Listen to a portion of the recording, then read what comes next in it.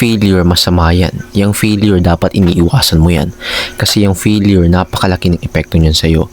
And hindi maganda yan sa buhay mo, especially sa'yo, sa sarili mo. And those are the same words na sasabihin ko sa sarili ko kung hindi ko mismo na-experience yung failures. Kung hindi ko mismo na-experience yung failing. Hello, this is Bren and this is my day 4 of improving my public speaking and communication skills for the next 100 days. And yung question natin ngayon nakasulat na dito, how has failure shaped who I am today? Failure shaped who I am today by, alam niyo yun, pinarealize niya sa akin na hindi pa ako perfecto. Pinarealize sa akin ng failure na, alam mo yung madami ka pang bagay na malalaman sa mundo. And malalaman mo yun not just by learning, but by feeling. Kasi yes, ako before, nagbabasa ako ng libro, kagaya nito, ang dami kong libro dito. Nanonood ako sa YouTube, pero for me, hindi enough yun eh. Hindi magiging enough yun until ma-realize mo na hindi naman lahat na napapanood or nababasa mo, gagana sa'yo eh. Until, dali mo na siya sa buhay mo, until i-apply mo na siya, mag-take ka na ng action. And, doon sa mga parts na yun in which in-apply ko yung mga bagay sa buhay ko, doon ko na-realize na oo nga no, hindi porket sinabi niya magiging ganito na yung situation, hindi porket sinabi niya magiging ganito na yung results. I mean, in short, yung actions eh. Yung actions yung pinaka magkukos sa'yo. There's, sorry guys, medyo ano ngayon, foggy yung utak ko talaga.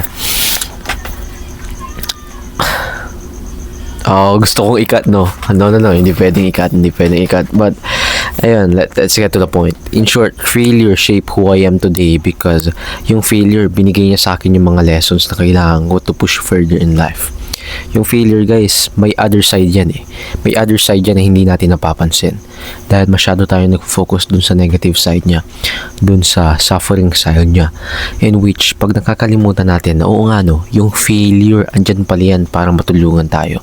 Yung failure, andyan pala yan para bigyan tayo ng knowledge. Even though hindi natin napapansin.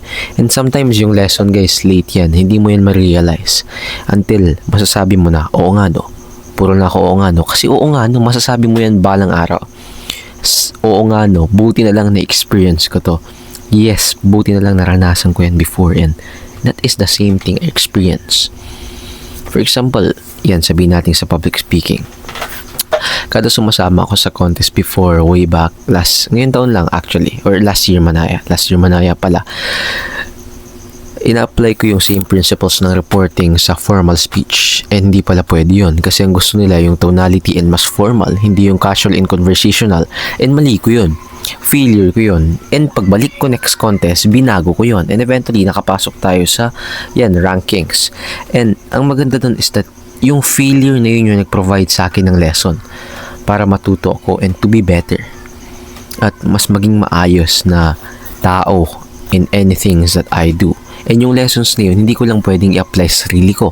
Pwede ko ding ituro sa ibang tao na perhaps maranasan din nila yung naranasan ko. And then pag binigay ko yung lesson, maybe yung lesson na meron ako ngayon ay yung solution na hinahanap nila. So guys, failure is just simply a thing na magbibigay sa'yo ng knowledge to push further in life, to be better, and i-develop yung sarili mo into a better person. That's how I experience. Failure shape who I am today by the means of providing me the lessons na kailangan ko to be someone na maaabot yung pangarap na meron ako sa buhay. Failure gives me alam mo yung wake up call to humble myself na hindi pa ako perfecto and madami pa akong pwedeng matutunan sa mundo. And I need to stop acting like I know everything because I'm not. Alam mo yung failure yung mismong mag-humble sa'yo. And that's how failure shaped me. Failure humbled me so much. I feel a lot, especially last year. And sobrang laki ng pag-humble sa akin nun. And I'm very grateful that I've experienced failure, as well as providing me the learnings na kailangan ko to be better. And that's how failure shaped my life. And you also. Ikaw, ito ang tanong ko sa'yo. How did failure shape your life? Yan, islagay mo sa comment section and titingnan natin yung sagot mo. Siyempre, para naman hindi lang ako sumasagot dito, di ba? Ulitin ko yung tanong. How has failure shaped who you are today? Lagay mo sa comment section and see you on day 5. Thank you guys for always watching. Kung nakarating ka sa video na to, Grabe bro, ang sipag mo naman. Yeah, thank you very much brother. Bye bye. See you on day 5. Peace.